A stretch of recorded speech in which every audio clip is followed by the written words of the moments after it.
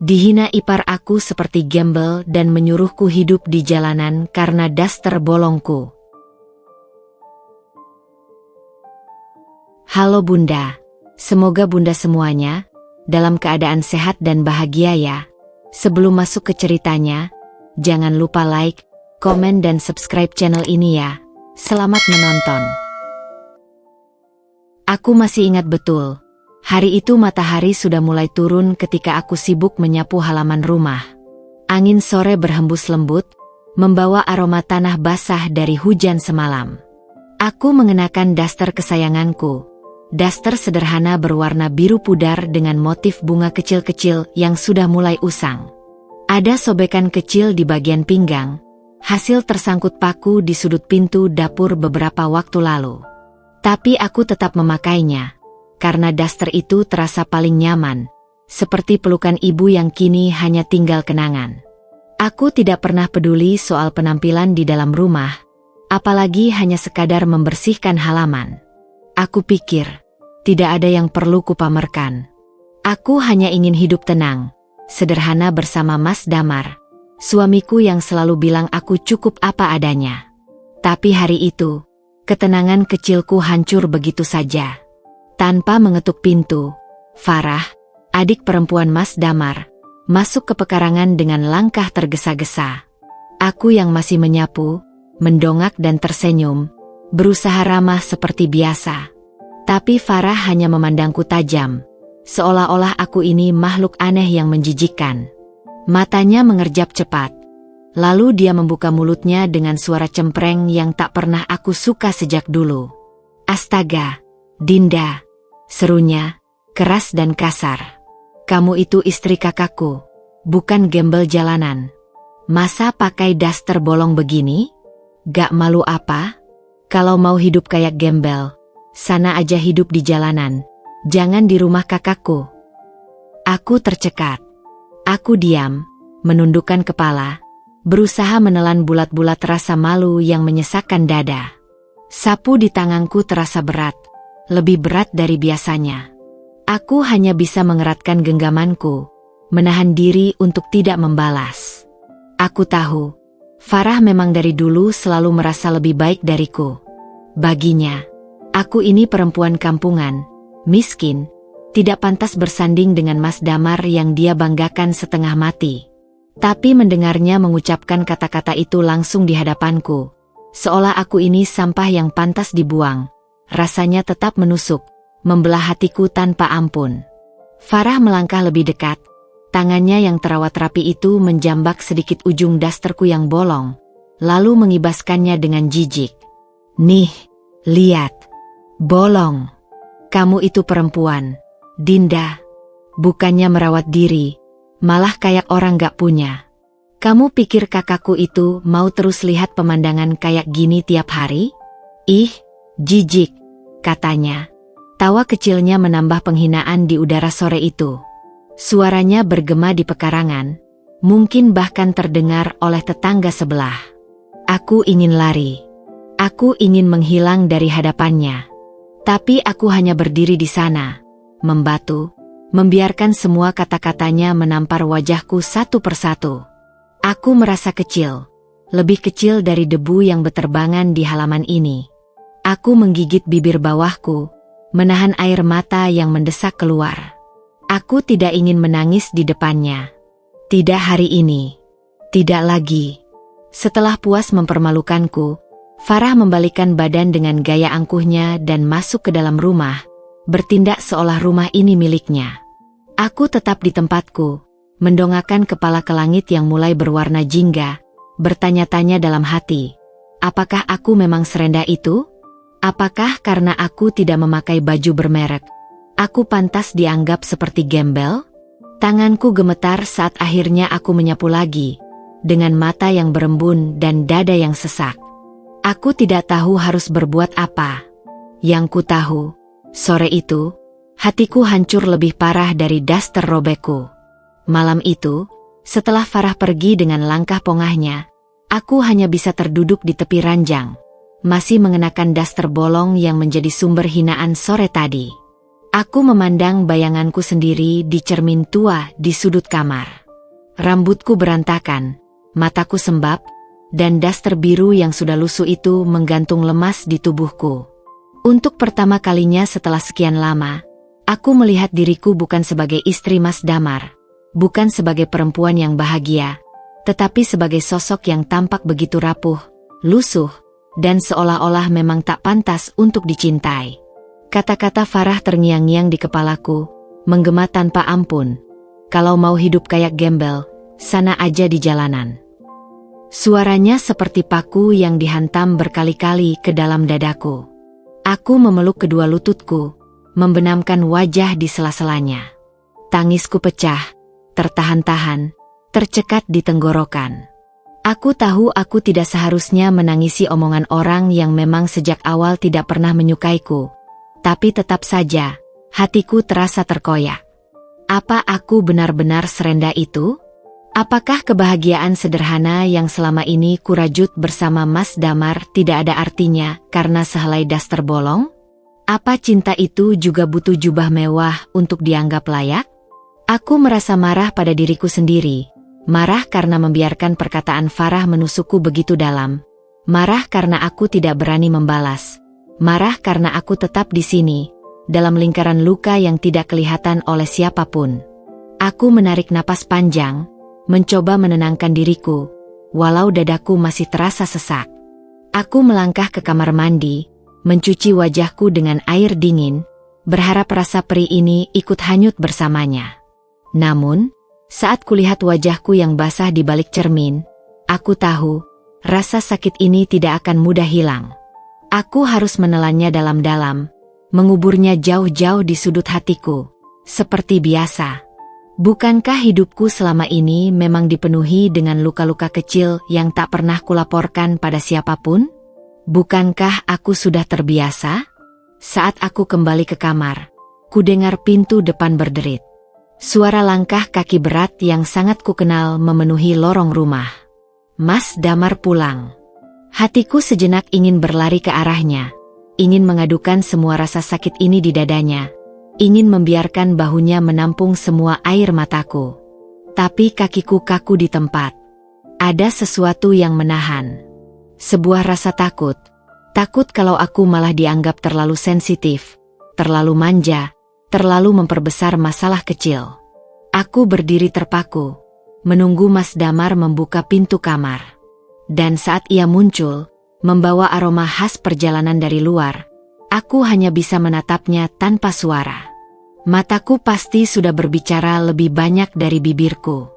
Ia mengerutkan kening, mendekatiku, lalu tanpa berkata apa-apa, tangannya yang hangat mengusap pipiku yang masih basah. "Dinda," bisiknya pelan, suaranya berat menahan khawatir. "Kamu kenapa?" Aku menunduk, meremas jemari sendiri, berusaha menahan isak yang hampir meledak lagi. Dalam hatiku, aku bertarung, antara ingin jujur atau berpura-pura kuat. Tapi saat Mas Damar menarikku ke dalam pelukannya, saat aroma tubuhnya yang akrab memenuhi rongga napasku, aku menyerah. Tangisku pecah di dadanya, deras, seakan semua luka sore itu menemukan jalannya keluar. Dalam pelukannya, aku merasa sedikit lebih hidup, sedikit lebih bernyawa. Tapi rasa sakit itu belum benar-benar pergi. Ia masih berdiam, menyelinap di sela-sela detak jantungku, menunggu waktu untuk kembali menusukku tanpa ampun. Di dalam pelukan Mas Damar, aku tahu, malam ini aku tidak sendirian. Tapi jauh di dalam hatiku, aku juga tahu, aku tidak bisa terus bergantung pada pelukan ini. Aku harus berdiri sendiri, aku harus belajar melindungi diriku sendiri, karena dunia ini terlalu kejam untuk perempuan yang hanya tahu diam. Pelukan Mas Damar malam itu seperti tameng pertama yang membentengi diriku dari dunia yang kejam. Dalam dekapan hangatnya, aku merasakan sejenak betapa rapuhnya aku sebenarnya. Aku, yang selalu berusaha terlihat kuat, ternyata tak lebih dari seorang perempuan yang sangat membutuhkan tempat berlindung. Tubuhku bergetar hebat di dadanya, napasku tersengal-sengal, Dan aku tahu Mas Damar pun bisa merasakan betapa berat beban yang kupikul dalam diam. Jemarinya mengelus rambutku perlahan, penuh kesabaran yang membuat pertahananku runtuh. Sudah, sayang. Aku di sini, bisiknya lembut, menenangkan gejolak di hatiku yang terasa seperti badai. Saat tangisku mulai mereda, Mas Damar melepaskan pelukannya sedikit, menatap mataku dengan sorot yang tak biasa. Ada kemarahan yang kutangkap di sana, terselubung di balik tatapan sayangnya. Ia mengangkat daguku, memaksaku menatap langsung ke matanya, dan dengan suara yang serak menahan emosi, ia bertanya, "Siapa yang menyakitimu, Dinda?" Aku menahan napas. Ada ketakutan dalam hatiku. Takut kalau aku memberitahunya, hubungan keluarga ini akan makin runyam. Tapi lebih besar dari rasa takut itu adalah luka yang belum sempat sembuh. Aku tahu aku harus bicara, setidaknya sekali ini saja, demi harga diriku sendiri. Pelan-pelan, sambil menahan isak yang masih sesekali menyelinap, aku menceritakan semua yang terjadi sore tadi. Tentang bagaimana Farah menghina penampilanku, merendahkan harga diriku, dan bahkan menyuruhku hidup di jalanan. Setiap kata yang keluar dari bibirku terasa berat, seperti mengorek luka yang masih berdarah. Aku tidak berusaha mempermanis cerita. Aku tidak mengurangi satu pun detail dari kebiadaban sikap Farah. Aku ingin Mas Damar tahu, ingin ia mengerti seberapa dalam luka yang ditorehkan adiknya ke dalam hatiku. Begitu aku selesai bercerita, Mas Damar mengepalkan kedua tangannya erat-erat, rahangnya mengeras. Ia berdiri dan mulai berjalan mondar-mandir di dalam kamar. Gerakan tubuhnya gelisah, marah, namun berusaha keras menahan diri. Melihatnya seperti itu, aku tahu ia tengah berperang dengan dirinya sendiri. Antara memilih membela istrinya atau menjaga hubungan darah dengan adiknya. Tapi saat ia berhenti tepat di depanku, menatapku dalam-dalam, aku tahu pilihannya sudah bulat. "Dinda," katanya tegas. Suaranya berat menahan emosi. "Aku minta maaf. Aku benar-benar minta maaf. Seharusnya aku bisa menjaga kamu dari semua ini. Aku janji, aku tidak akan diam saja." Aku menggeleng cepat, takut Mas Damar bertindak gegabah. Aku tidak mau hubungan keluarga mereka hancur hanya karena aku. Tapi Mas Damar kembali berlutut di depanku, memegang kedua tanganku erat. "Dengar aku, sayang," ujarnya, nadanya sedikit bergetar. "Kamu adalah istriku. Kamu rumahku. Kamu bagian dari hidupku yang paling berharga. Tidak ada satu orang pun, bahkan Farah sekalipun, yang berhak menghina kamu seperti itu. Aku tidak akan membiarkan kamu merasa sendirian lagi. Aku akan bicara dengan Farah. Aku akan tegaskan batasan antara kita." Aku terisak lagi, kali ini bukan karena sedih, tapi karena kelegaan yang perlahan menghangatkan hatiku yang beku. Selama ini aku terlalu sering merasa sendirian, berjuang sendiri menghadapi cemoohan Farah. Tapi malam itu, lewat kata-kata sederhana Mas Damar, aku tahu aku tidak lagi sendirian. Aku punya seseorang yang berdiri di sisiku, membelaku, menghargai keberadaanku bukan karena penampilan, tapi karena aku adalah aku. Seperti pelangi yang muncul setelah hujan panjang, hatiku perlahan-lahan menemukan warna-warnanya kembali. Kami berpelukan lama malam itu. Dalam keheningan kamar yang hanya diisi suara detak jam dan desiran napas kami, aku tahu badai ini belum berakhir. Aku tahu besok akan ada lebih banyak luka, lebih banyak pertarungan. Tapi aku juga tahu satu hal. Aku tidak akan melaluinya sendirian lagi. Dan untuk itu, aku bersyukur, lebih dari apapun di dunia ini. Keesokan harinya, aku mencoba menjalani hari seperti biasa. Seolah kejadian kemarin hanyalah mimpi buruk yang bisa kulupakan begitu saja. Aku bangun lebih awal dari biasanya, membereskan rumah, memasak sarapan, dan mempersiapkan keperluan Mas Damar sebelum ia berangkat kerja. Semua kulakukan dengan gerakan otomatis, tanpa banyak berpikir. Seakan tubuhku bergerak sendiri sementara pikiranku melayang entah kemana. Namun, tak peduli seberapa keras aku berusaha mengalihkan perhatian, bayang-bayang hinaan Farah masih terus menghantuiku. Rasanya seperti noda hitam di atas kain putih yang tak mungkin hilang meski dicuci berkali-kali. Saat aku sedang membereskan meja makan, ponsel Mas Damar yang tergeletak di atas meja bergetar. Aku sekilas melirik, niatku hanya untuk memastikan kalau itu bukan sesuatu yang penting. Namun, nama Farah yang muncul di layar membuat hatiku mencelos. Ada rasa tidak enak yang langsung merayapi dadaku. Dengan ragu, aku hanya membiarkan ponsel itu bergetar sendiri, tak berani menyentuhnya. Tak lama setelah itu, ponsel berhenti bergetar, berganti dengan notifikasi pesan. Aku berusaha menahan rasa ingin tahu, tapi rasa was-wasku terlalu besar. Aku mendekat, hanya ingin memastikan, hanya ingin tahu, dan tanpa sengaja aku membaca sepenggal pesan yang muncul di layar.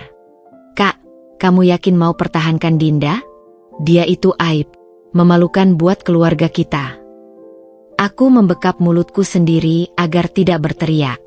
Dunia serasa berhenti berputar sesaat.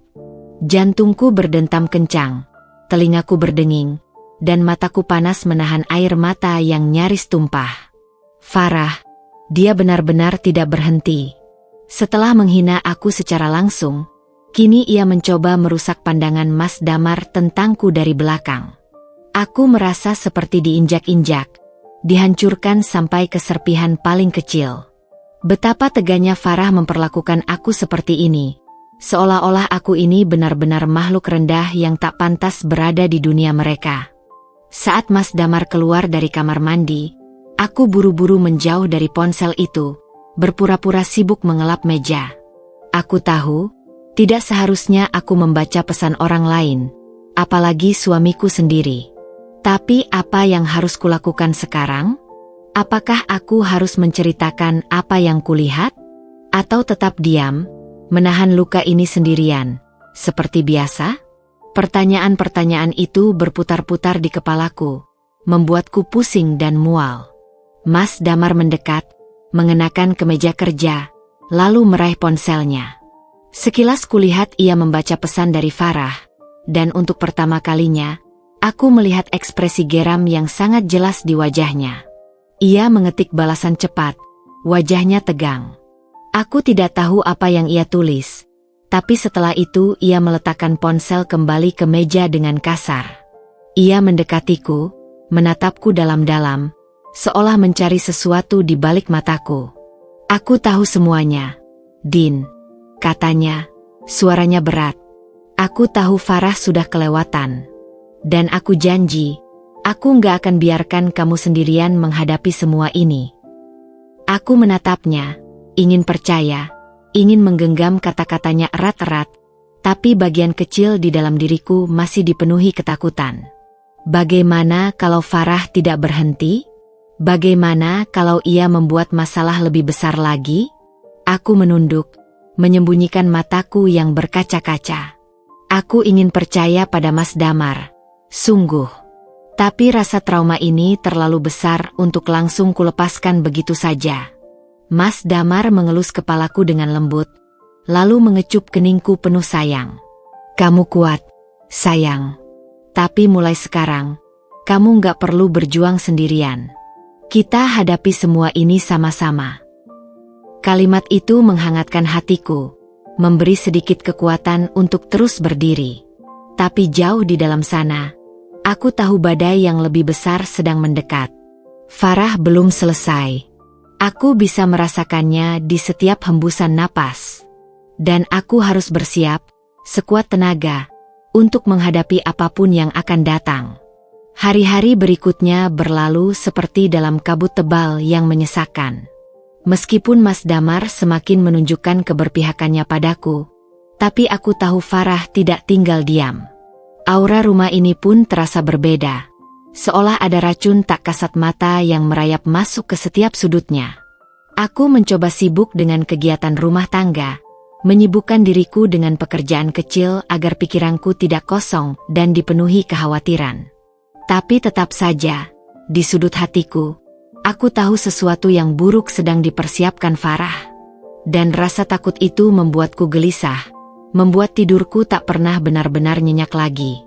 Kekhawatiranku akhirnya terbukti ketika suatu siang, saat aku sedang menjemur pakaian di halaman belakang, tetangga sebelah rumah, Bu Sri, tiba-tiba menghampiri dengan raut wajah penuh rasa ingin tahu yang kurang menyenangkan. Ia menatapku dari atas hingga bawah, tatapannya penuh penilaian. Sebelum akhirnya membuka percakapan dengan nada setengah berbisik. Aku dengar dari Farah, katanya kamu ini numpang hidup sama Damar ya?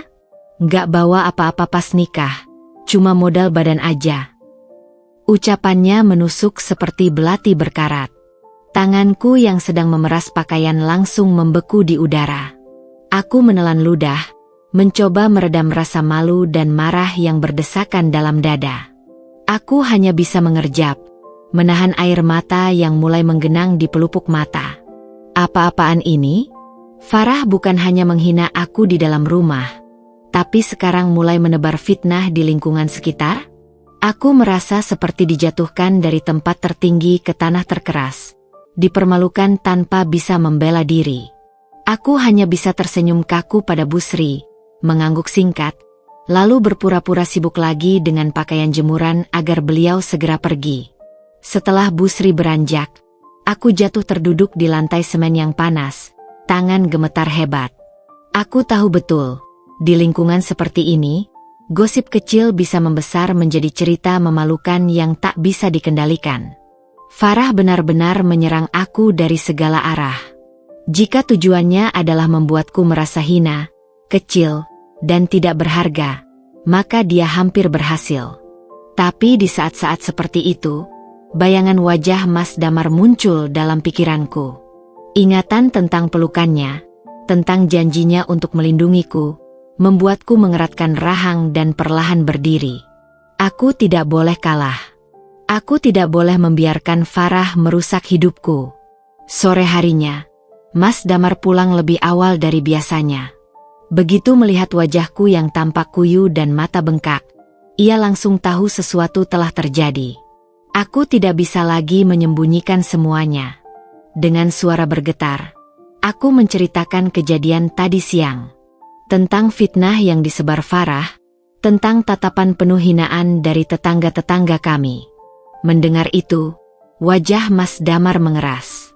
Ia tidak berkata apa-apa untuk beberapa saat, hanya mengepalkan tangannya di sisi tubuhnya, lalu memejamkan mata sejenak, menahan amarah yang jelas hampir meledak. Besok, katanya akhirnya, suaranya dingin dan tegas, kita selesaikan ini. Aku nggak mau lagi kamu disakitin kayak gini, Din. Aku yang akan bicara langsung sama Farah. Aku hanya bisa mengangguk pelan, meskipun di dalam hati, aku cemas. Aku tahu bagaimana kerasnya kepala Farah. Aku tahu konfrontasi ini mungkin akan membuat segalanya menjadi lebih buruk sebelum membaik. Tapi untuk pertama kalinya, aku merasa ada seseorang yang siap berperang untukku. Dan meski ketakutan itu masih ada, aku merasakan seberkas keberanian tumbuh perlahan di dalam dada. Aku tidak sendirian. Aku punya Mas Damar. Dan bersama, kami akan melawan ketidakadilan ini, apapun risikonya. Malam itu, aku duduk di balkon kecil kami, menatap bintang-bintang yang redup tertutup awan. Aku menarik napas panjang, mencoba menguatkan hati.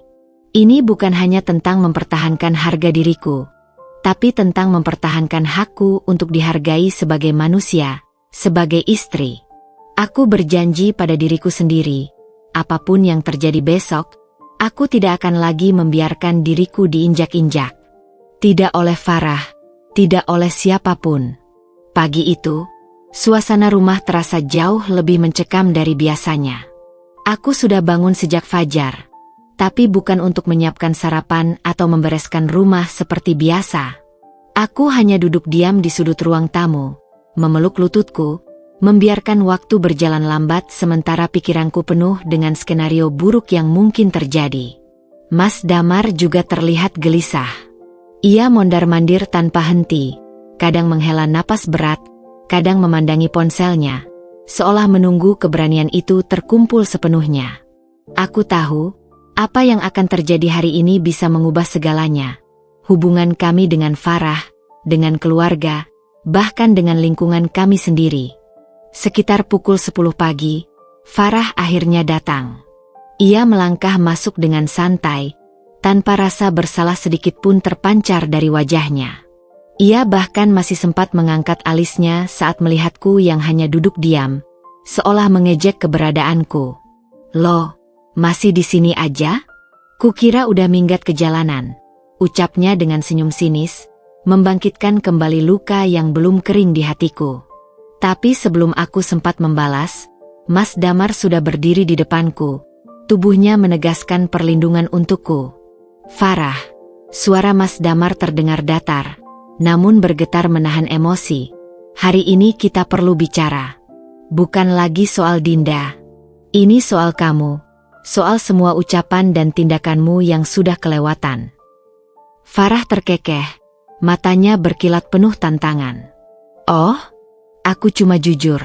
Kak, bukankah lebih baik bicara apa adanya daripada pura-pura baik padahal dalam hati muak?" Katanya santai, lalu menjatuhkan dirinya ke sofa seolah ini hanya lelucon kecil baginya. Aku mengepalkan tangan erat-erat di pangkuanku, menahan diri agar tidak menangis atau meledak di depannya. Aku ingin menunjukkan padanya, aku lebih kuat dari apa yang ia kira. Mas Damar mengambil napas panjang sebelum akhirnya meledakkan semua yang selama ini ia tahan.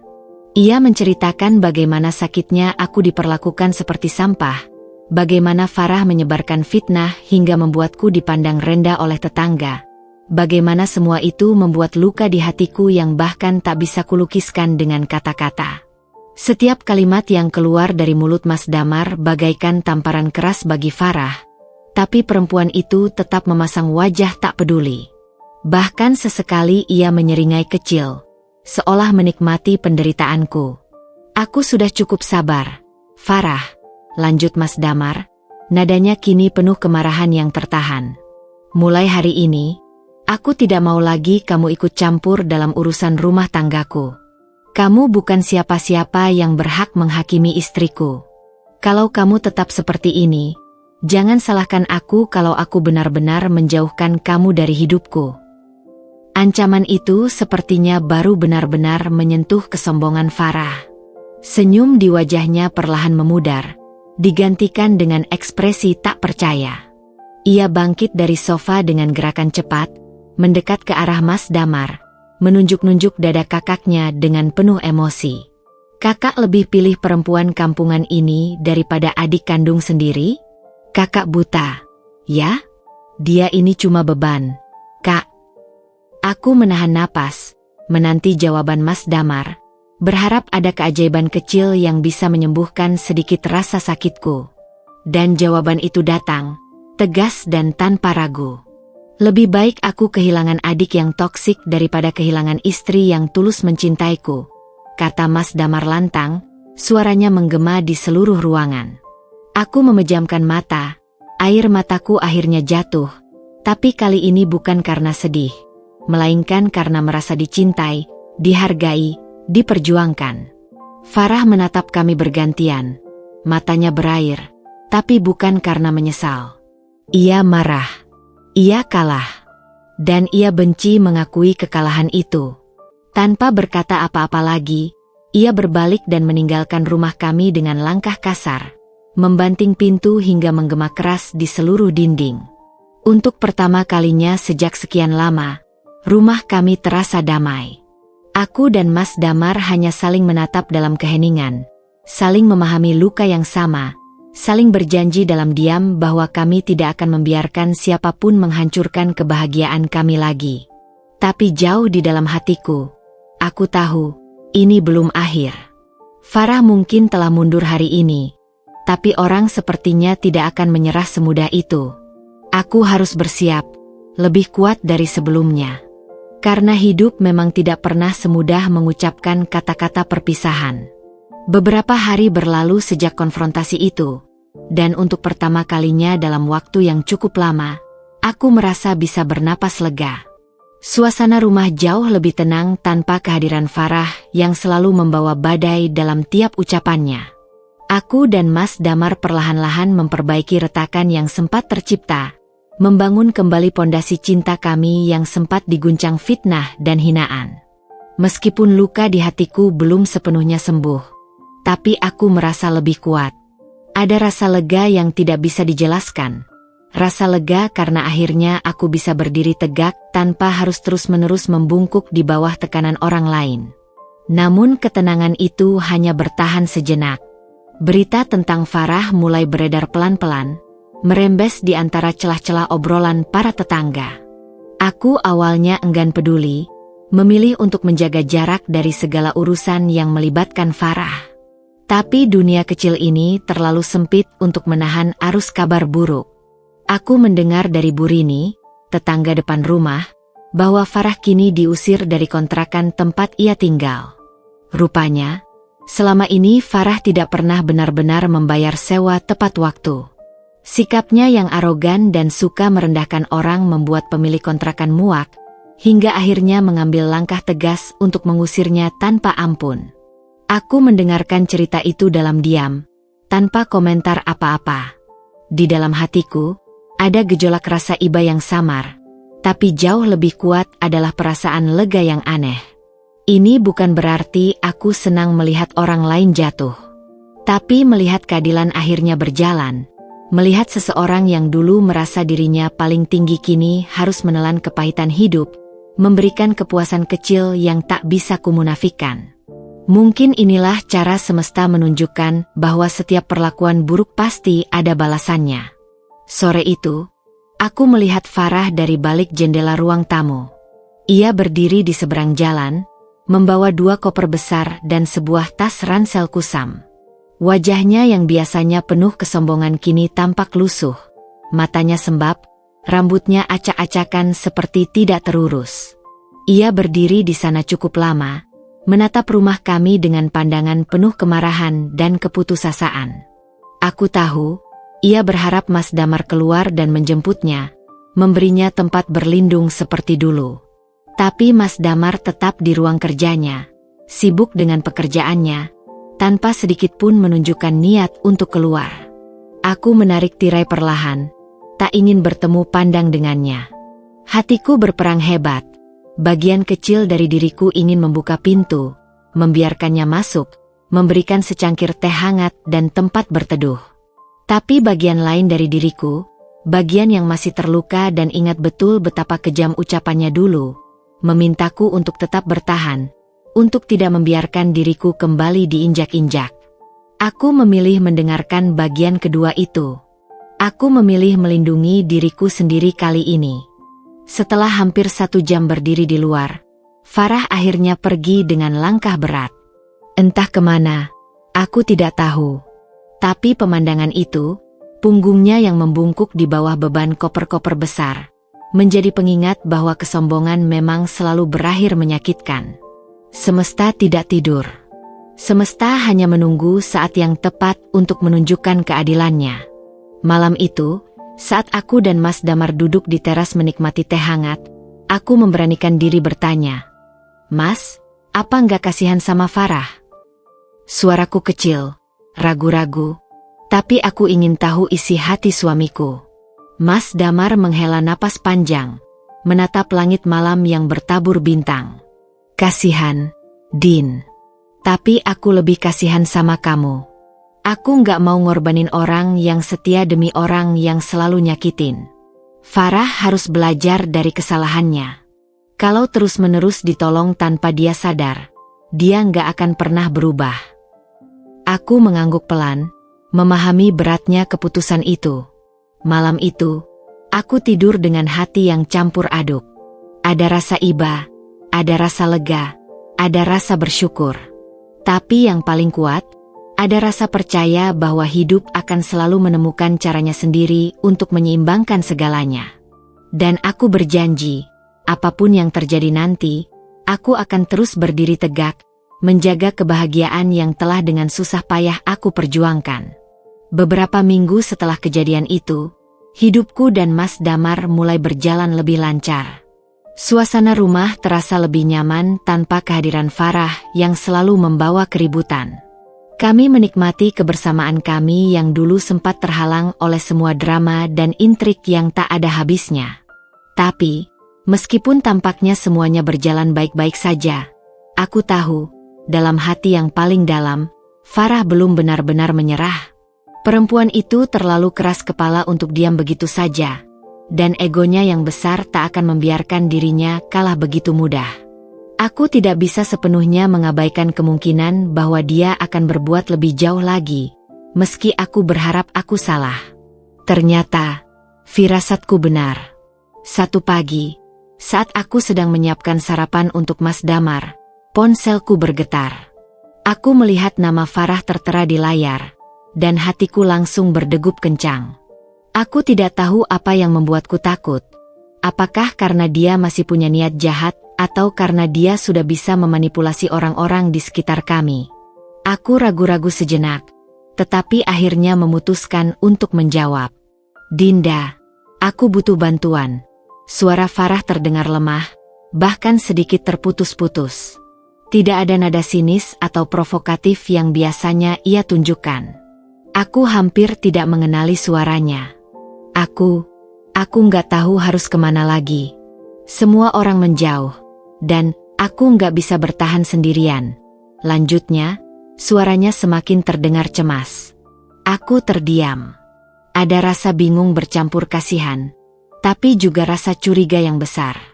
Apakah ini hanya cara lain dari Farah untuk menarik perhatian atau memanipulasi perasaan? Aku mengingatkan diriku untuk tetap tenang.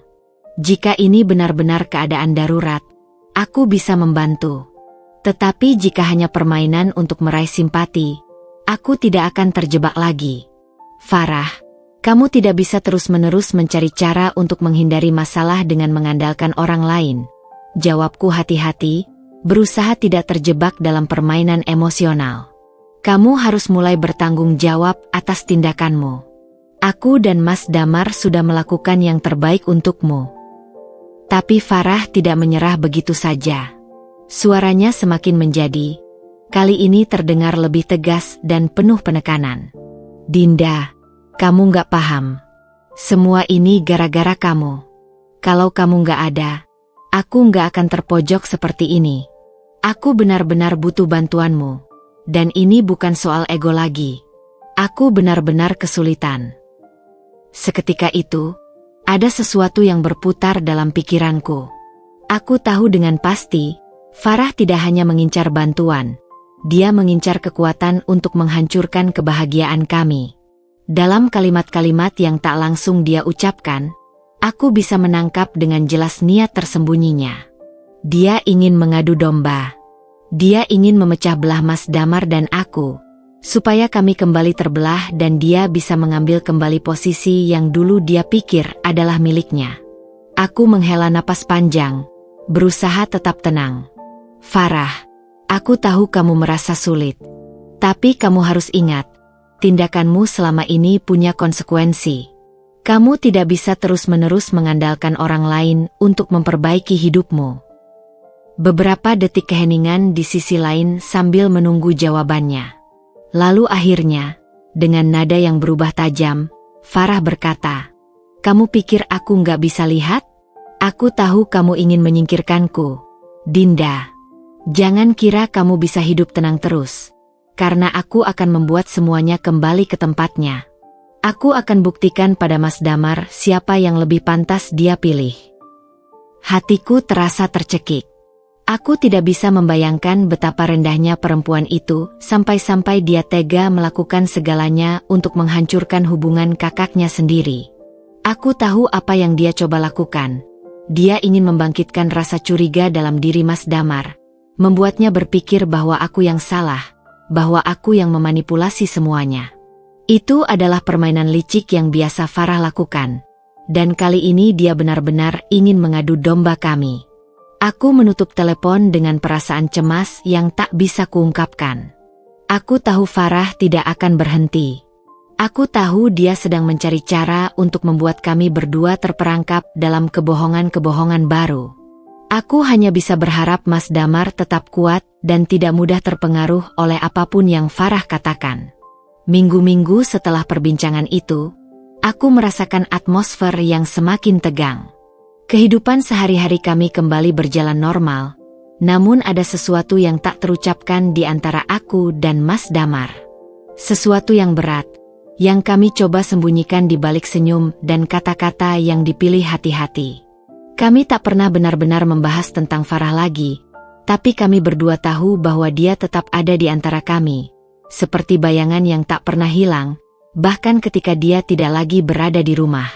Sementara itu, di luar, dunia terus berjalan, dan kehidupan masing-masing orang kembali berputar. Tetapi aku tahu, pergerakan ini juga mengarah pada suatu titik di mana semua yang disembunyikan akan terlihat dengan jelas. Farah masih mencoba menggoyahkan segalanya dengan caranya yang licik. Tidak langsung menyerang kami, dia mulai melancarkan serangan lewat orang-orang terdekat yang ia anggap bisa dimanfaatkan. Seperti biasanya, dia tidak datang langsung dengan tuduhan yang tampaknya jahat. Dia menyusup perlahan, menciptakan keraguan lewat kata-kata halus yang penuh dengan kebohongan terselubung. Dengan memanfaatkan kesedihan yang ia tunjukkan tentang kehidupannya yang berantakan, dia mencoba menumbuhkan simpati di sekitar dirinya. Tetangga-tetangga yang dulu pernah mengenalnya sebagai perempuan yang selalu terlihat percaya diri, bahkan cenderung sombong, kini mulai merasa iba. Mereka melihat Farah dalam keadaan terpuruk, jauh dari kesan menawan yang dulu ia miliki. Cerita tentang pengusiran dari kontrakan, kesulitan finansial, dan isolasi sosial yang dialaminya mulai tersebar. Beberapa tetangga mulai mendekatinya, menawarkan bantuan, bahkan mengajak untuk berkumpul di rumah mereka. Mungkin karena mereka merasa kasihan, atau mungkin karena Farah punya kemampuan untuk memainkan simpati orang-orang di sekitarnya dengan sangat baik. Namun, ada satu hal yang aku tahu dengan pasti. Meski wajah Farah tampak penuh kepedihan, hatinya masih dipenuhi dengan kebencian dan dendam. Hari itu, saat aku sedang berbelanja di pasar, aku bertemu dengan Bu Rini, tetangga yang sering berbicara padaku tentang perkembangan terkini di sekitar kompleks perumahan kami. Tanpa banyak basa-basi, dia langsung menghampiriku dan berkata, "Dinda, aku tahu kamu pasti udah tahu tentang Farah, kan? Ada yang aneh dengan dia sekarang. Dia bilang sama banyak orang kalau kamu yang bikin dia terpuruk seperti ini. Bahkan katanya kamu sengaja memanipulasi Damar untuk mengusirnya dari rumah." Aku terkejut mendengar itu, seolah mendengar petir di siang bolong. Farah benar-benar tidak pernah berhenti. Bahkan, sekarang dia sudah sampai pada titik berani memutarbalikkan fakta di depan orang banyak. Aku tidak pernah berbicara buruk tentangnya. Bahkan di saat kami berdua bertengkar, aku selalu berusaha menjaga sikap dan tidak mempermalukannya di depan orang lain. Tapi sekarang, dia seolah menciptakan narasi baru untuk dirinya sendiri, membalikkan semuanya, menjadikan aku musuh utama dalam cerita yang hanya dia yang tahu isinya. Dia ngomong begitu? Berarti dia sudah mulai mencari jalan keluar dari kesulitannya dengan cara menjelek-jelekan aku, ya? Tanyaku pelan, mencoba tetap tenang meski perasaan marah mulai menyelimutiku. Iya, tapi kami semua juga tahu, Dinda, bahwa Farah bukanlah orang yang mudah untuk ditolong. Semakin banyak yang mendekatinya, semakin banyak juga yang merasakan dampak buruknya, jawab Bu Rini, dengan nada yang mengandung sedikit keprihatinan. Namun juga ada ketegasan bahwa orang-orang mulai melihat sisi lain dari Farah. Aku mengangguk. Perasaan hampa mulai memenuhi hatiku. Ini adalah titik balik yang tidak bisa dihindari lagi. Farah sudah mengadu domba bukan hanya terhadapku dan Mas Damar, tapi juga terhadap orang-orang di sekitar kami. Kami hanya bisa menunggu waktu, karena karma pasti datang pada setiap tindakan yang buruk, meskipun kadang terasa sangat lama. Beberapa hari kemudian, karma itu akhirnya datang dengan cara yang tak terduga. Di sebuah pertemuan keluarga besar, yang seharusnya menjadi kesempatan untuk berbagi kebahagiaan dan mempererat hubungan antar anggota keluarga, semuanya berubah menjadi suasana yang tidak nyaman. Mas Damar memutuskan untuk menghadiri acara itu meski aku memilih untuk tidak ikut, karena aku tahu, suasana hati Farah yang masih penuh amarah bisa membuat acara tersebut tak menyenangkan. Namun, yang tak kuduga, Farah datang juga ke acara itu dengan niat untuk merusak suasana. Tanpa banyak basa-basi, Farah langsung membuat keributan, mengutarakan semua kebencian dan kekecewaannya dengan cara yang kasar, mencoba mempermalukan Mas Damar di depan banyak orang. Namun, bukannya mendapatkan simpati, Farah justru menuai penolakan. Anggota keluarga lainnya yang sebelumnya masih menyayanginya mulai menyadari bahwa ia bukan lagi Farah yang mereka kenal. Mereka melihat sisi gelap yang selama ini tertutupi, sisi yang memanipulasi dan menggunakan orang lain demi kepentingannya sendiri. Melihat Farah yang semakin terpojok, tanpa bisa lagi menutupi kebohongannya, akhirnya ada yang angkat bicara. Kakak ipar Mas Damar, Mbak Liza, yang biasanya diam dan tidak ikut campur urusan keluarga, tiba-tiba bangkit dan berkata, "Farah, kamu tidak bisa terus hidup dalam kebohongan. Kami semua tahu siapa kamu sebenarnya. Kami semua tahu kamu sudah memfitnah Dinda dan menyebarkan keburukan tentang keluargamu sendiri. Kami sudah cukup muak melihat perbuatanmu. Jika kamu terus begini, kamu akan kehilangan semua orang." Aku yang mendengar cerita ini dari Mas Damar, merasa lega sekaligus terkejut. Farah benar-benar sudah tak punya tempat lagi di hati orang-orang yang dulu menyayanginya. Karma datang begitu cepat, seperti badai yang menghancurkan segalanya dalam sekejap. Mungkin selama ini aku merasa bimbang tentang bagaimana kehidupan Farah akan berakhir. Tapi kali ini aku tahu jawabannya. Tidak ada yang bisa selamanya menutupi keburukan hati mereka. Karma akan menemukan jalannya, meskipun tak selalu dengan cara yang kita duga. Setelah pertemuan keluarga yang mengungkapkan sisi gelap Farah, suasana di rumah kami berubah drastis. Farah kini tak lagi menjadi sosok yang dihindari hanya oleh aku, tetapi juga oleh sebagian besar orang yang dulu mendukungnya. Mereka yang dulunya merasa kasihan atau terjebak dalam cerita versi dirinya mulai melihat apa yang sebenarnya terjadi. Dan itu adalah momen yang sangat penting, momen yang menuntut perubahan besar dalam hidup Farah. Sebagai seorang perempuan yang terbiasa mendapatkan perhatian dengan segala cara, dia harus menanggung konsekuensi dari perbuatannya. Namun, bagi kami, keluarga kecilku, ini bukan soal kemenangan atas Farah. Aku tahu, meskipun ada ketegangan yang terlewati, perasaan Mas Damar masih terpengaruh. Aku bisa melihatnya di matanya, dalam sikapnya yang kadang terdiam ketika kami berbicara tentang apa yang terjadi.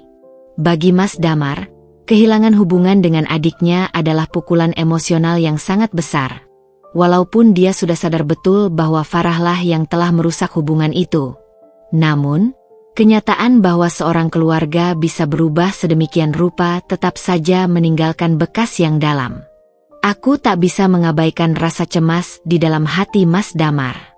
Aku tahu betul perasaan itu karena aku sendiri merasa sulit untuk percaya pada seseorang yang pernah sangat dekat dengan kami, namun ternyata mampu berbuat sejauh itu. Hari-hari berlalu dengan cepat, dan meskipun aku merasa lebih lega karena orang-orang mulai menjauh dari Farah, ada bagian dari diriku yang merasa kasihan. Kasihan pada Farah yang kini harus menghadapi kenyataan bahwa tidak ada lagi orang yang mau mendengarkan ceritanya. Dia yang dulu penuh dengan pesona, yang bisa memutarbalikkan fakta demi kepentingannya, kini harus berhadapan dengan kenyataan pahit bahwa kebohongannya tidak lagi berhasil. Namun, meskipun ada sedikit rasa kasihan, aku tahu bahwa karma yang ia dapatkan adalah hasil dari perbuatannya sendiri. Tidak ada yang bisa menyalahkan siapapun selain dirinya. Beberapa minggu setelah acara keluarga yang memalukan itu, aku mulai merasa ada kelegaan yang tidak terucapkan. Farah tidak lagi berusaha mendekati kami, bahkan dia jarang terlihat keluar rumah. Seolah kehidupan dunia luar sudah mulai menanggalkan peranannya dalam kehidupan Farah. Orang-orang yang dulu mencoba menolongnya mulai menarik diri. Banyak yang mulai sadar bahwa memberi dukungan kepada Farah tidak akan membawa hasil yang baik. Semua cerita yang ia sampaikan tentang kesedihannya, tentang hidupnya yang buruk, akhirnya terungkap sebagai cerita yang terlalu dibumbui kebohongan. Para tetangga dan teman-teman lama Farah mulai berbicara di belakangnya, berbagi cerita tentang bagaimana mereka merasa terjebak dalam permainan emosional Farah yang tak pernah berakhir. Namun, di balik itu semua, aku merasakan ada ketenangan dalam diriku. Tidak ada lagi pertengkaran yang mengganggu, tidak ada lagi kebohongan yang tersembunyi. Kami mulai menjalani hidup yang lebih sederhana, lebih damai. Aku dan Mas Damar bisa berbicara lebih banyak, saling berbagi tanpa rasa takut bahwa ada orang lain yang mengatur atau mencoba mengadu domba.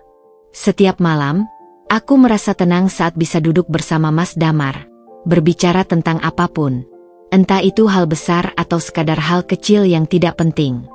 Kami merasakan bahwa kebahagiaan bukan tentang mendapatkan segala yang kita inginkan, tapi tentang menghargai apa yang sudah ada.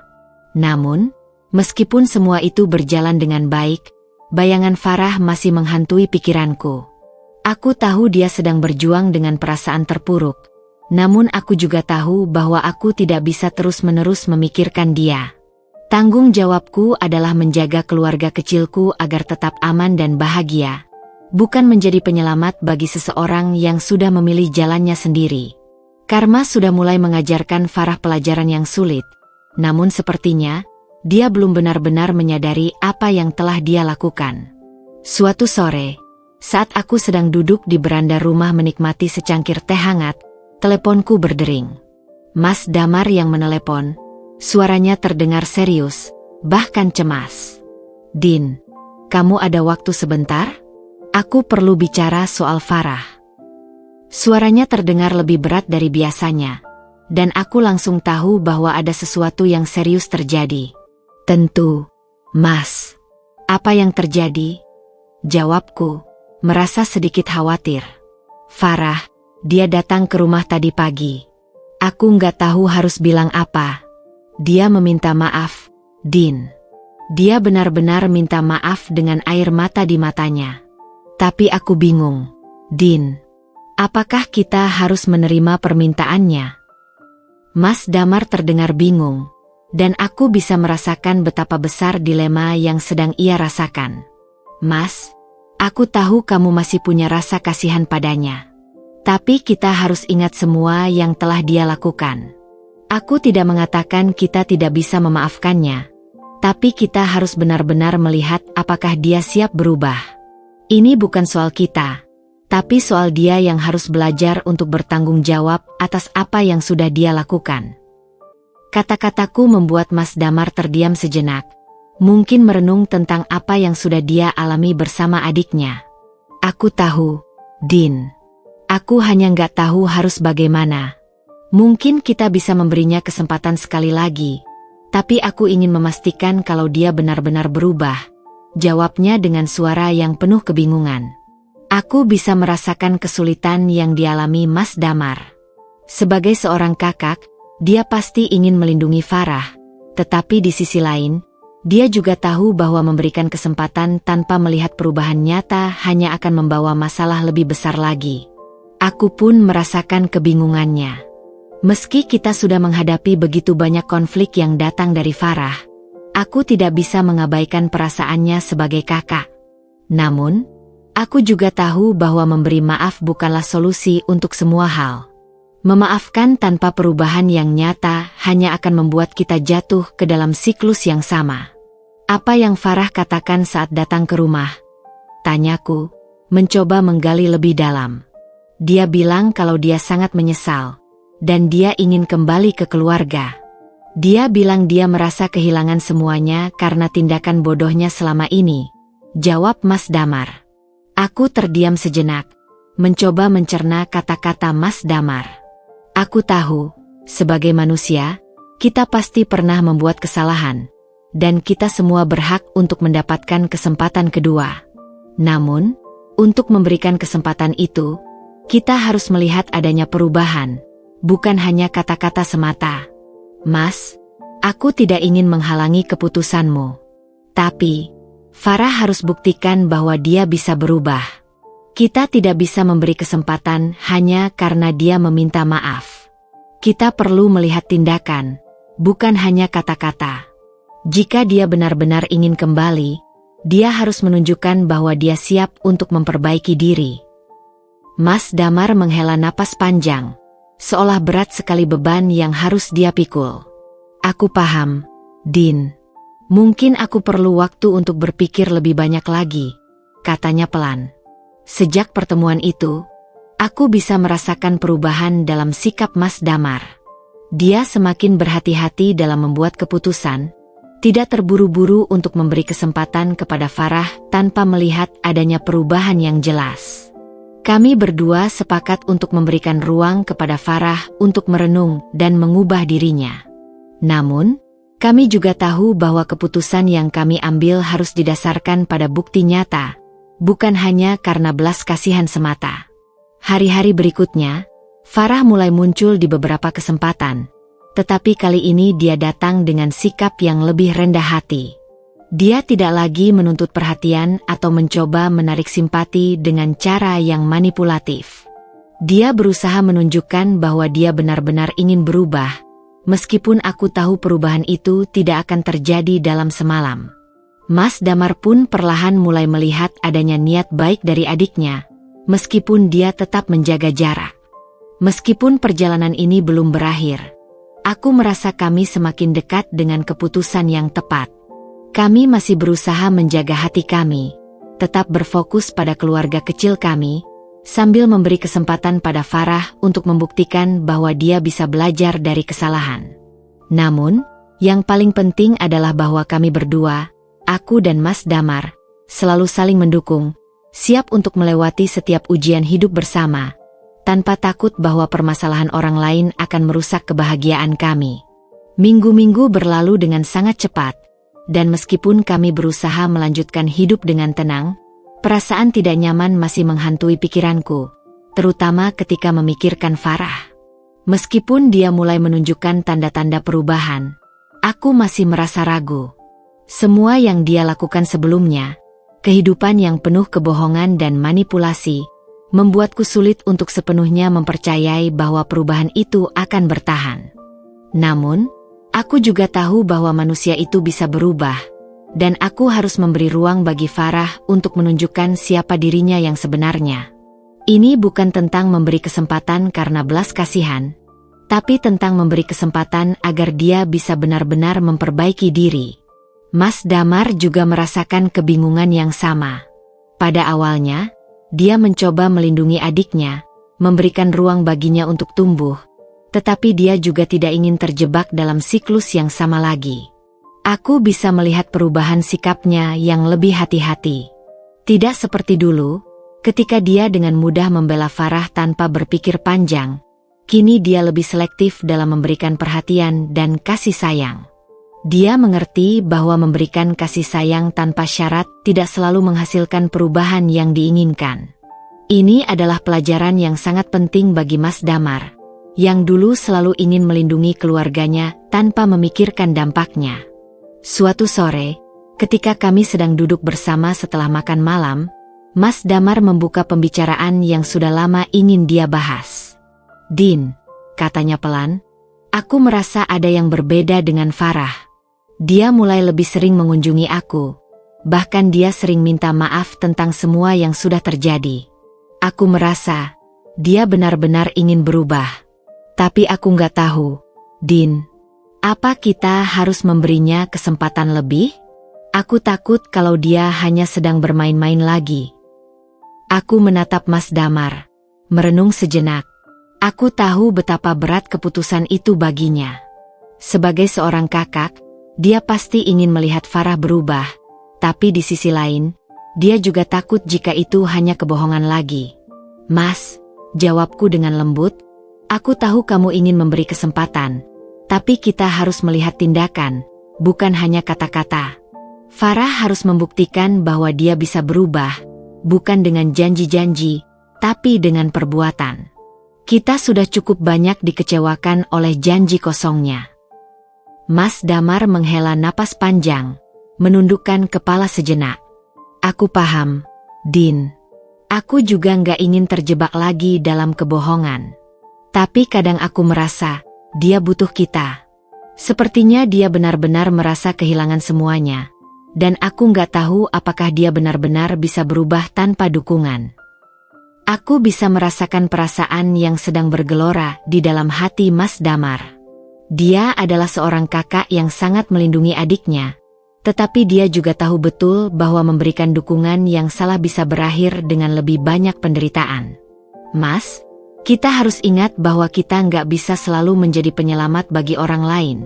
Apalagi ketika orang itu belum siap untuk berubah. Tapi, jika Farah benar-benar ingin memperbaiki diri, dia harus melakukannya dengan caranya sendiri. Kita bisa memberikan dukungan, tapi bukan berarti kita harus membiarkan dia terus memanfaatkan kita.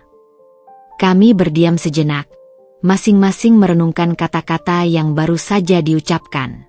Mas Damar akhirnya mengangguk perlahan. Kamu benar, Din. Mungkin kita harus lebih berhati-hati. Aku ingin memberikan Farah kesempatan, tapi dia harus membuktikan kalau dia benar-benar siap untuk berubah. Keputusan itu bukan keputusan yang mudah bagi kami. Memang, kami ingin melihat Farah berubah, tetapi kami juga harus melindungi diri kami sendiri dari kemungkinan dilukai lagi. Kami tahu bahwa memberi kesempatan pada seseorang yang telah berulang kali mengecewakan bukanlah hal yang mudah dilakukan. Tetapi terkadang itu adalah pilihan yang harus diambil demi kebaikan bersama. Beberapa minggu setelah pembicaraan itu, Farah mulai datang ke rumah kami lebih sering. Namun, kali ini, dia datang dengan sikap yang jauh lebih berbeda. Dia tidak lagi membawa cerita tentang kesedihannya atau mencoba mendapatkan belas kasihan. Sebaliknya, dia berbicara dengan lebih tenang, lebih rendah hati. Setiap kali datang, dia selalu membawa sesuatu, entah kotak kue atau bunga sebagai tanda permintaan maafnya. Aku bisa melihat bahwa dia berusaha untuk menunjukkan perubahan, meskipun aku tahu bahwa perubahan itu tidak datang begitu saja. Pada awalnya, aku merasa sangat canggung dengan kehadiran Farah di rumah kami. Ada rasa was-was yang masih menghinggapi diriku, mengingat semua yang pernah terjadi. Namun, aku mencoba untuk tetap terbuka dan memberikan ruang bagi Farah untuk menunjukkan niat baiknya. Aku tidak bisa menutup pintu sepenuhnya hanya karena rasa takut, tetapi aku juga tidak ingin terlalu cepat percaya tanpa ada bukti yang jelas. Hari demi hari, Farah mulai menunjukkan sisi lain dari dirinya. Dia mulai lebih terbuka dan lebih jujur. Meskipun aku masih meragukan keikhlasannya, aku bisa merasakan adanya usaha. Bahkan Mas Damar pun mulai melihat bahwa perubahan itu bukan sekadar basa-basi. Farah mulai mengakui kesalahannya, berbicara tentang penyesalannya, dan berjanji untuk tidak mengulanginya lagi. Aku tahu aku sudah banyak merusak hubungan ini, dan aku sangat menyesal. Aku berharap kalian bisa memaafkanku, meskipun aku tahu itu tidak mudah, kata Farah dengan penuh penyesalan suatu hari, saat kami duduk bersama di ruang tamu. Mas Damar menatapnya lama, seolah mencari kebenaran dalam kata-katanya. Aku ingin percaya, Farah. Tapi kamu harus tahu, aku nggak bisa terus memberi kesempatan kalau kamu hanya mengulang kesalahan yang sama. Ini bukan tentang kata-kata lagi, ini tentang tindakan. Farah mengangguk, matanya dipenuhi air mata. Aku tahu, Mas. Aku akan menunjukkan dengan perbuatanku. Aku tidak ingin kehilangan keluarga ini lagi. Kata-kata Farah mungkin terdengar seperti janji yang sudah sering kami dengar. Tetapi kali ini ada sesuatu yang berbeda. Aku bisa merasakan kejujuran di balik kata-katanya. Mungkin masih ada banyak waktu yang diperlukan untuk melihat perubahan itu secara nyata. Tetapi kami memutuskan untuk memberi Farah kesempatan. Sebuah kesempatan yang berdasarkan pada tindakannya, bukan hanya kata-kata. Malam itu, setelah Farah pulang, aku dan Mas Damar duduk berdua, berbicara tentang apa yang baru saja terjadi. Mas, apakah kamu merasa kalau dia benar-benar ingin berubah? Tanyaku, menatap Mas Damar dengan penuh harap. Mas Damar terdiam sejenak, kemudian mengangguk. Aku rasa dia serius, Din. Tapi ini bukan hanya soal memberi kesempatan. Ini soal bagaimana kita bisa percaya lagi. Aku ingin mempercayainya, Din, tapi kita harus tetap hati-hati. Aku tersenyum kecil, merasa lega meskipun keputusan ini bukan keputusan yang mudah. Kita akan lihat, Mas. Waktu yang akan membuktikan semuanya. Kami berdua tahu bahwa perjalanan ini tidak akan mudah, tetapi kami juga sadar bahwa memberi kesempatan pada Farah bukan berarti kita akan kehilangan diri kita sendiri. Kami tetap harus menjaga batasan dan mengutamakan kebahagiaan keluarga kecil kami. Namun, kami juga belajar bahwa perubahan itu dimulai dengan memberi ruang, memberi kesempatan, dan memberi kepercayaan, meskipun dengan hati-hati. Hidup terasa berjalan lambat, seolah waktu bergerak dengan cara yang berbeda ketika kami terus menghadapi kenyataan bahwa perubahan Farah masih jauh dari sempurna. Beberapa minggu sejak dia mulai menunjukkan niat untuk berubah, aku dan Mas Damar terus menghadapi dilema antara memberikan kesempatan atau membiarkan semua itu berlalu begitu saja. Kami berdua tahu bahwa memberikan kesempatan kedua pada Farah bukanlah hal yang mudah, terlebih setelah semua yang telah terjadi. Namun, kami juga sadar bahwa jika Farah benar-benar ingin berubah, dia harus memulai dari sekarang. Dan kami berdua harus memberi ruang untuk proses itu, meskipun itu menyakitkan. Mas Damar, dengan hati yang penuh keraguan, mulai memberikan perhatian lebih pada Farah. Dia masih merasa berat untuk mempercayainya sepenuhnya, tetapi dia tahu bahwa dia tidak bisa terus-menerus menjaga jarak. Mungkin ini adalah bagian dari perjuangan besar Farah, yang harus menghadapi kenyataan bahwa hubungan dengan keluarganya sudah rusak karena kebohongan dan tindakan buruk yang telah dia lakukan. Aku bisa melihat di matanya bahwa dia berusaha keras untuk memperbaiki semuanya, meskipun perubahan itu tak bisa terjadi dalam semalam. Hari-hari berlalu dengan begitu cepat, namun rasa cemas yang menggelayuti hati masih tetap ada. Meskipun aku dan Mas Damar sudah memberi Farah kesempatan untuk memperbaiki diri, kami tak bisa menutupi kenyataan bahwa perjalanan ini penuh dengan ujian dan ketidakpastian. Setiap hari, aku selalu bertanya-tanya dalam hati, apakah kami sudah membuat keputusan yang tepat? Apakah ini akan berakhir dengan kebahagiaan? Atau justru semakin memperburuk keadaan? Semua pertanyaan itu terus mengusik pikiranku, meskipun aku berusaha untuk tetap kuat dan sabar. Pada suatu malam, saat kami sedang duduk berdua setelah makan malam, Mas Damar mengungkapkan apa yang sudah lama dia pendam. Din, katanya dengan suara berat, aku merasa ada sesuatu yang masih mengganjal di hati aku. Meskipun Farah mulai berubah, aku tetap merasa seperti ada yang hilang. Aku nggak bisa mengabaikan semua yang telah terjadi begitu saja. Aku ingin percaya, tapi aku menatapnya dengan penuh perhatian. Tapi kamu ragu, ya? Tanyaku lembut, berusaha memahami perasaannya. Mas Damar mengangguk pelan. Iya, aku ingin percaya padanya. Aku ingin melihat dia berubah. Tapi ada kalanya aku merasa, dia hanya sedang mencoba memperbaiki citranya di depan kita. Seperti dia melakukan ini karena merasa terpaksa, bukan karena niat tulus dari dalam dirinya. Aku nggak bisa terus-menerus hidup dalam kebingungan seperti ini. Aku tahu betul perasaan Mas Damar. Dia adalah kakak yang sangat melindungi adiknya, dan dia sangat berharap Farah bisa berubah. Tetapi juga, dia tak ingin merasa dikhianati lagi. Ini adalah ujian besar bagi kami berdua, untuk memilih antara memberikan Farah kesempatan lebih banyak atau melindungi diri dari kemungkinan rasa sakit yang lebih dalam lagi. Aku paham, Mas, jawabku perlahan. Ini memang gak mudah. Kita harus memberi Farah waktu, dan kita juga harus melihat apakah dia bisa terus menunjukkan perubahan yang nyata. Aku tahu kamu ingin membantu, tapi jangan sampai kamu lupa bahwa kita juga harus menjaga diri kita sendiri. Kalau nanti Farah kembali seperti dulu, kita nggak bisa terus-menerus memberi kesempatan tanpa ada perubahan nyata. Mas Damar menundukkan kepalanya, seolah mencoba menyerap setiap kata yang aku ucapkan.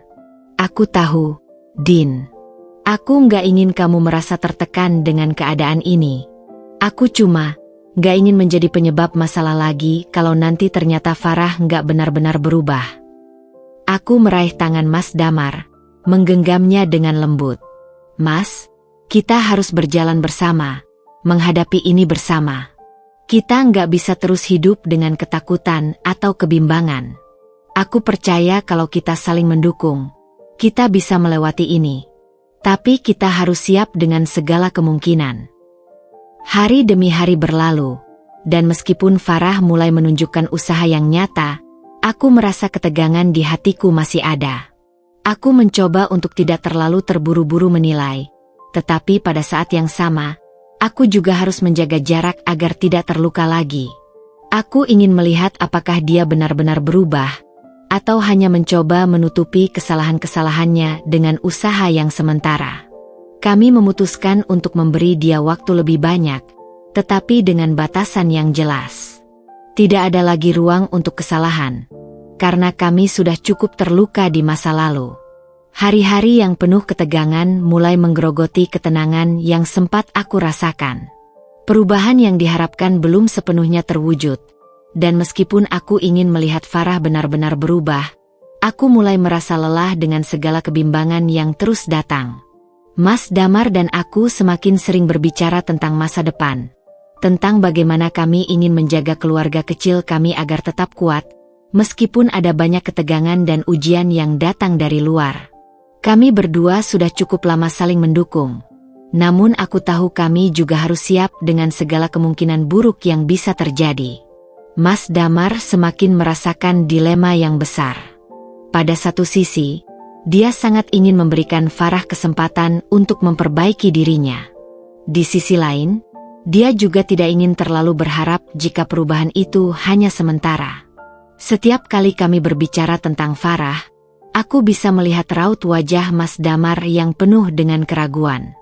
Bukan karena dia tidak ingin percaya pada adiknya, tetapi karena dia tahu betapa sulitnya menjaga hati tetap terbuka ketika perasaan terluka begitu dalam. Suatu pagi, Farah datang lagi ke rumah. Aku bisa melihat perubahan kecil dalam dirinya. Dia lebih berhati-hati dalam berbicara, tidak lagi mengeluh atau membuat drama. Namun, meskipun perubahan itu terlihat jelas, aku masih merasa ada sesuatu yang mengganjal di hati. Aku tidak bisa begitu saja menghapus semua ingatan tentang masa lalu, tentang betapa sulitnya hidup dengan perasaan terluka dan dikhianati.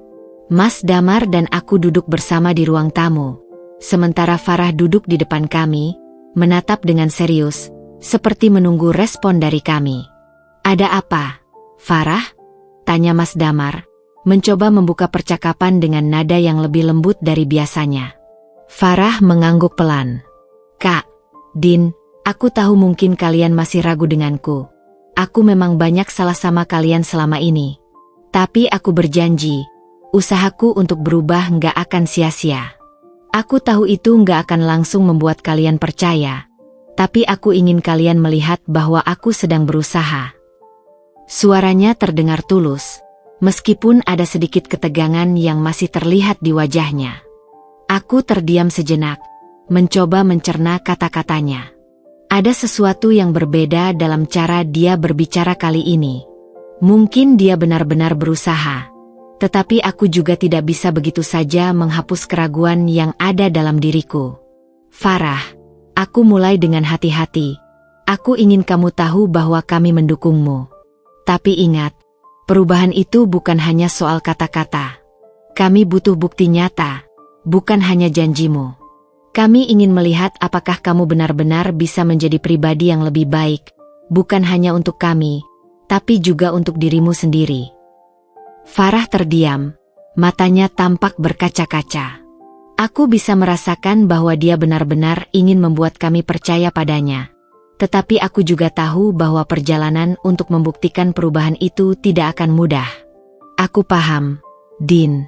Aku nggak bisa meminta kalian untuk langsung percaya. Tapi aku ingin kalian melihat usaha yang sedang aku lakukan. Aku nggak akan menyerah begitu saja." Mas Damar menatap Farah dengan pandangan yang sulit diartikan. Aku bisa merasakan betapa beratnya perasaan yang ada dalam dirinya. Dia ingin percaya, tetapi di saat yang sama, dia juga merasa takut akan terluka lagi. Kami semua berada dalam titik yang sama, mencoba untuk mempercayai perubahan, namun tidak bisa sepenuhnya melupakan rasa sakit yang telah kami alami. Farah terus berjuang, dan meskipun ada hari-hari ketika dia kembali menunjukkan sikap yang kurang matang, aku bisa melihat bahwa dia mulai belajar untuk lebih bertanggung jawab atas hidupnya. Suatu hari, dia datang ke rumah dengan membawa beberapa berkas pekerjaan yang dia kerjakan sendiri. Din, Kak, aku baru saja keterima kerja di sebuah perusahaan. Aku nggak nyangka banget. Aku ingin kalian tahu bahwa aku benar-benar berusaha menjadi lebih baik, ujarnya dengan semangat, meskipun ada sedikit kelelahan di wajahnya. Aku terkejut melihatnya membawa berita tersebut. Biasanya, dia hanya datang untuk meminta perhatian. Tetapi kali ini, dia membawa bukti nyata tentang perubahan yang dia coba lakukan. Bagus, Farah, jawabku, mencoba untuk memberikan apresiasi. Aku senang melihat kamu berusaha. Teruskan, ya. Mas Damar menatap Farah dengan ekspresi yang lebih lembut. Aku bangga dengan usaha kamu, Farah. Tapi ingat, perubahan itu nggak bisa berhenti di sini. Kamu harus terus berusaha dan membuktikan bahwa kamu bisa lebih baik. Farah mengangguk, matanya berbinar. Aku nggak akan berhenti, Mas. Aku janji. Namun, meskipun ada perubahan yang terjadi, aku merasa ketegangan itu masih ada. Setiap kali Farah datang, ada bagian dari diriku yang merasa cemas. Aku tidak bisa sepenuhnya menghapus rasa takut akan kekecewaan yang mungkin datang. Aku dan Mas Damar tahu bahwa perjalanan ini belum selesai, dan mungkin kami akan menghadapi lebih banyak ujian di masa depan. Malam itu, setelah Farah pulang, aku dan Mas Damar kembali duduk berdua. Kami berdua tahu bahwa jalan yang kami pilih penuh dengan ketidakpastian. Tetapi kami juga sadar bahwa hidup ini tidak selalu menawarkan jalan yang mudah. Kami harus terus berjalan bersama, memberikan dukungan satu sama lain, dan berharap bahwa perubahan yang kami harapkan akan terwujud. Tetapi, di saat yang sama, kami juga harus siap dengan kenyataan bahwa tidak semua perubahan datang dengan cepat, dan tidak semua usaha berakhir dengan kesuksesan. Yang terpenting adalah kami harus selalu menjaga hati, tetap waspada, dan tidak pernah berhenti berjuang untuk kebahagiaan kami sendiri. Hari berikutnya, Farah datang ke rumah seperti biasa, namun kali ini ada sesuatu yang berbeda. Dia datang lebih cepat dari biasanya, tanpa pemberitahuan, dengan wajah yang tampak cemas. Kak, Din, katanya dengan suara yang agak terbata-bata, ada yang harus aku bicarakan dengan kalian. Aku dan Mas Damar saling berpandangan. Tentu saja, kami sudah cukup sering mendengar kata-kata seperti itu, tapi kali ini ada sesuatu yang berbeda di mata Farah. Aku bisa merasakan ada ketegangan yang lebih dalam dari biasanya, dan meskipun aku ingin tetap tenang, aku tidak bisa mengabaikan firasat buruk yang mulai merayapi diriku. Ada apa, Farah? Tanya Mas Damar dengan nada yang lebih lembut, mencoba mengurangi ketegangan yang mulai terasa. Farah duduk di kursi dengan gelisah. Aku tahu kalian sudah memberikan aku banyak kesempatan. Tapi aku merasa, aku nggak bisa terus-terusan seperti ini. Aku harus pergi. Aku harus hidup sendiri ketika aku bekerja karena jaraknya yang jauh dari rumah, dan aku nggak bisa terus bergantung pada kalian jika aku masih tinggal di sekitar kalian. Aku harus belajar mandiri, meskipun itu berarti aku harus jauh dari kalian. Mendengar kata-kata Farah, hatiku terasa berat. Aku tahu bahwa dia sedang berada di titik yang sangat sulit dalam hidupnya, tetapi aku juga merasa bahwa ini adalah momen yang sangat menentukan. Momen di mana kami harus memutuskan apakah akan terus memberi dia kesempatan untuk berkembang atau apakah kami harus melepaskannya, memberi dia ruang untuk menemukan jalannya sendiri tanpa terus mengandalkan kami. Mas Damar terdiam sejenak, seolah mencerna apa yang baru saja dikatakan Farah. Aku bisa melihat keraguan yang masih ada di matanya. Farah, katanya dengan suara berat, aku tahu kamu sedang berusaha, tapi aku juga tahu ini bukan hal yang mudah untuk kamu. Kamu harus benar-benar yakin dengan keputusanmu. Kami di sini untuk mendukungmu. Tapi kalau kamu merasa ini adalah jalan yang terbaik, kami nggak bisa memaksakan diri untuk terus mendampingimu. Aku tahu bahwa Mas Damar sudah mencapai titik di mana dia tidak bisa lagi menjadi penyelamat untuk adiknya. Dia harus melepaskan, agar Farah bisa belajar berdiri dengan kakinya sendiri. Farah, jika kamu merasa ini adalah yang terbaik, kami akan mendukungmu. Aku menambahkan, berusaha memberikan kata-kata yang bijak meskipun hatiku juga merasa berat. Tapi ingat, kami selalu ada untukmu. Kamu nggak harus melakukannya sendirian. Farah menunduk, seolah menahan air mata. Aku tahu bahwa keputusan ini tidak mudah baginya. Tetapi aku juga tahu bahwa ini adalah keputusan yang tepat untuk kami berdua, untuk Mas Damar dan aku, dan juga untuk Farah. Kami sudah memberikan terlalu banyak ruang bagi Farah untuk berubah, dan meskipun masih ada sedikit harapan di hatiku, aku tahu bahwa kami tidak bisa terus membiarkan ketegangan ini menguasai hidup kami. Beberapa hari setelah pertemuan itu, Farah mulai menunjukkan tanda-tanda bahwa dia benar-benar siap untuk melangkah keluar dari hidup kami, untuk mencari jalannya sendiri. Dia mengemas barang-barangnya dengan tenang. Meskipun aku bisa melihat ada ketegangan di wajahnya. Aku akan pergi, Din. Aku tahu ini keputusan yang sulit, tapi aku harus mencoba. Aku nggak bisa terus menggantungkan diri pada kalian. Aku harus berubah secara mandiri, dan ini adalah langkah pertama. Mas Damar dan aku saling berpandangan. Kami berdua tahu bahwa ini adalah akhir dari perjalanan panjang yang penuh dengan kebimbangan. Dan sekarang kami harus melepaskan. Jika ini yang kamu inginkan, Farah, kami mendukungmu, kata Mas Damar dengan suara yang tegas, meskipun aku bisa melihat ada rasa sakit di matanya. Tapi ingat, kamu selalu punya tempat di hati kami, dan kami akan selalu berharap yang terbaik untukmu. Farah mengangguk pelan, sebelum akhirnya mengucapkan selamat tinggal. Ketika dia berjalan keluar dari pintu, aku merasa seolah ada sesuatu yang besar yang hilang. Kami sudah melewati begitu banyak hal bersama, tetapi sekarang saatnya untuk melepaskan.